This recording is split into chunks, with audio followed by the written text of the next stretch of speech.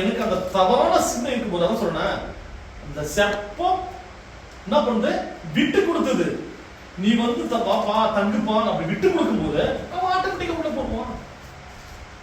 புரியுதாமா? அப்ப தூதர் அதான் சொன்ன, நம்ம எல்லாருமே கேட்கிறோம், ஒருத்தவங்க இப்ப நீ தேவனை துதிக்கிற, என்னுடைய சிந்தனை தேவனை துதிக்காம உலகத்தின் ரீதியா இருக்குன்னு வச்சுக்க, இல்ல பக்கத்துல இருக்கிறவங்களை குறித்து, பணத்தை குறித்து, வேற ஏதாவது மற்றவங்களை குறித்து பழி வாங்குற எண்ணம், கசப்பு, வெறுப்பு இப்படி இருக்குன்னு வச்சுக்க, அந்த எண்ணம் யாரு கொடுத்தா? எல்லாருக்கும் ஒரு எண்ணம் இருக்கும்போது எனக்கு மட்டும் அந்த எண்ணம் எப்படி போகுது?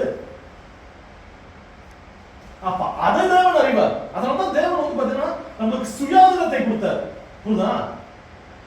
இப்போ விஷம் இருக்குது, கொடுத்தா குடிப்பியா? குடிக்க மாட்டோம். தெரியுதுல, அந்த குடிக்க மாட்டா பாவம் சொல்லிட்டு.